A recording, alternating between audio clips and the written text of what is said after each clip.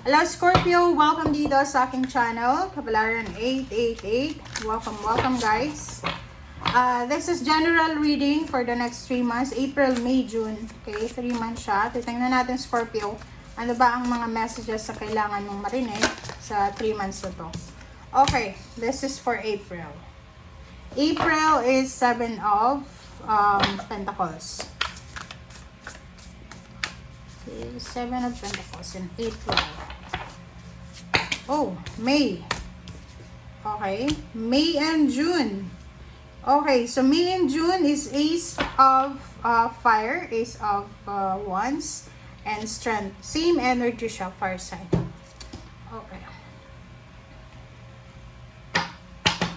Okay, so yung April mo dito, Scorpio, sinasabi ng barahan na you will receive like for example the fruition. Okay, so siguro itinanim mo na, nagtanim ka na ng binhi, nag-save ka ng money, so kumbaga nag-effort ka na for several months, nag-invest ka.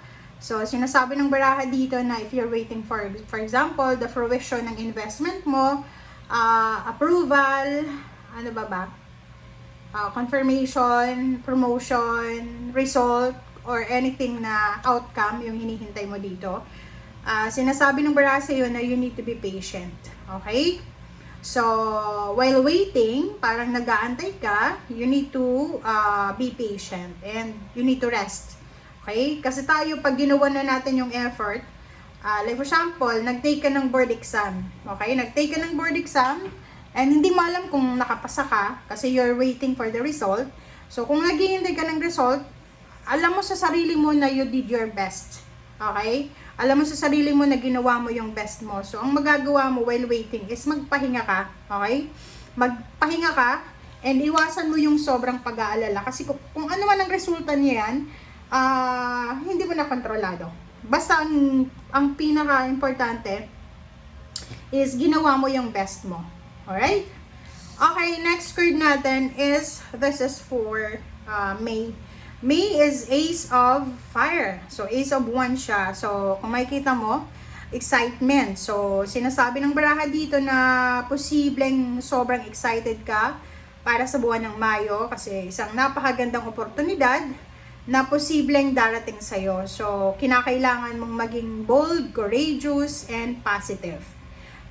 This month is the perfect month or this is a perfect time to take action. And sinasabi ng baraha, gawin mo ang lahat ng mga bagay-bagay na alam mo na pwedeng magdala sa'yo ng kaligayahan. So, pagdating ng May, whatever man na offers or mangyari sa buhay mo, decision making, you need to be positive lang and you need to be courageous. Kasi this is the time para sa'yo, para gumawa ka ng action. Halimbawa, ilang taon ka nang nagpaplano na mag-travel, makipaghiwalay, mag-asawa, or kung ano pa man. And May is the perfect time daw na magdesisyon ka kung ano talaga ang gusto mong gawin. And pagdating ng June, this is strength. So this is fire sign energy also.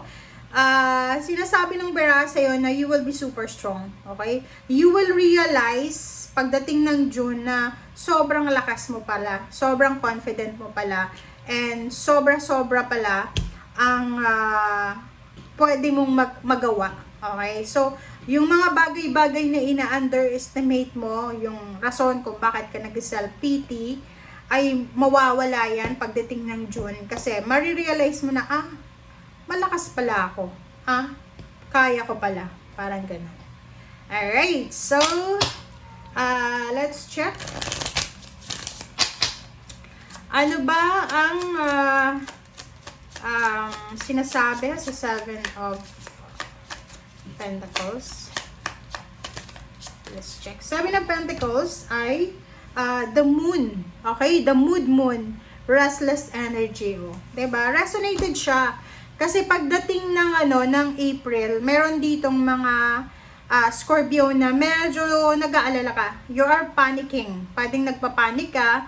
Kasi, like for example, you're waiting for a visa, for a contract signing, for a promotion, for a lump sum of money, especially kung nag-invest ka. So, medyo restless ka dyan. So, yun na nga sabi ng bara sa'yo, kailangan mo dito ng pasensya, kailangan mong magpahinga, kailangan mong mag-relax. Okay.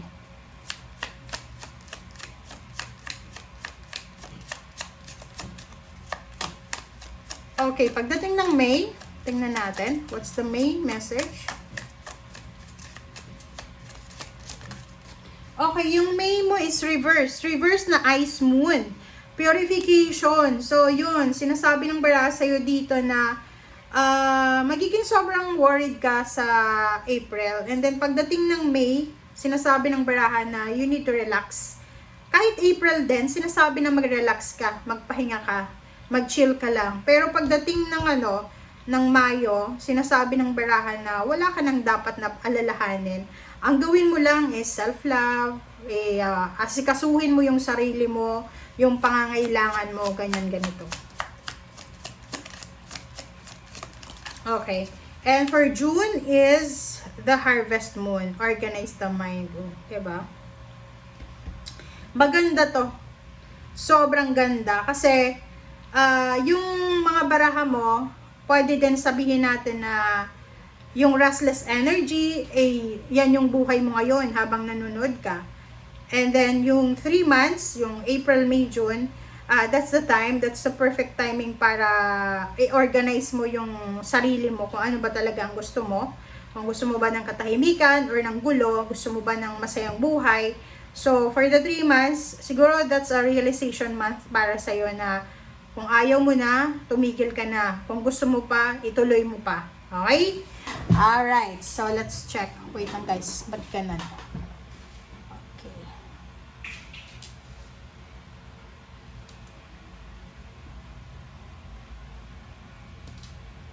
Okay, so let's clarify.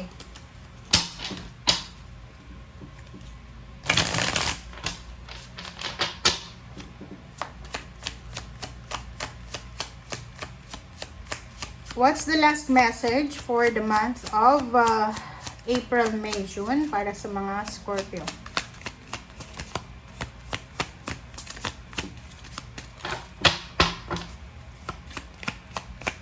Walang lumalabas, guys. Oh, Ten of Swords. So, this one is resonated sa inyo. Same energy sa Pisces. Parang sinasabi ng Ten of Swords na to na sa next 3 months, there's a positive endings and new beginnings, Alpha and Omega.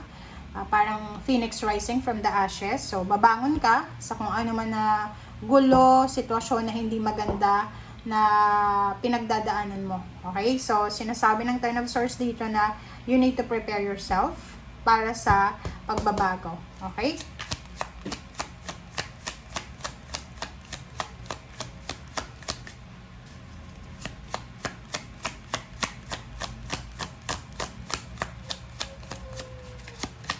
Ano pa ba? Okay, Scorpio. Okay, Scorpio, 7 of Cups. So, this is waiting. So, sinasabi ng baraha sa'yo na for the month of April, May, June, you will have several choices and options. Okay? So, maging matalino ka. Kaya nga sinasabi ng baraha sa'yo dito na organize the mind. So, napaka-importante sa 3 months na to na kailangan magaling kang mag-isip. Hindi yung over-analyzing. Hindi ganon. Yung mag-iisip ka kung ano ba yung tamang solusyon para sa'yo and sa taong involved sa'yo. And yung solution mo ba ngayon or yung gagawin mo ba ngayon is magmamatter ba yan sa'yo 3 years from now, 5 years from now, or 10 years from now. So, i-consider mo yan. Okay? So, let's check. And napaka-importante din na maghintay. Huwag kang masyadong magpadalos-dalos. Okay, Scorpio.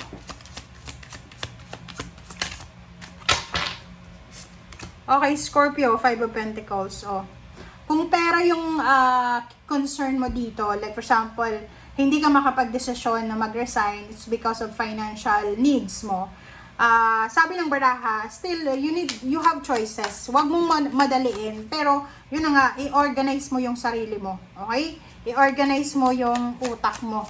Okay? And iwasan mo din maging emosyonal sa 3 buwan na to. Kasi pag inuna mo yung emotion, walang mangyayari sa'yo. Walang mangyayari sa choices and options mo. Babalik at babalik ka pa rin dyan. Okay? So, last card tayo. What's the message? Okay, Knight of Cups. So, this is your energy. Ang nakikita ko sa'yo dito, maybe love life yan. Siguro ilang taon ka na may asawa or live-in partner, boyfriend, girlfriend.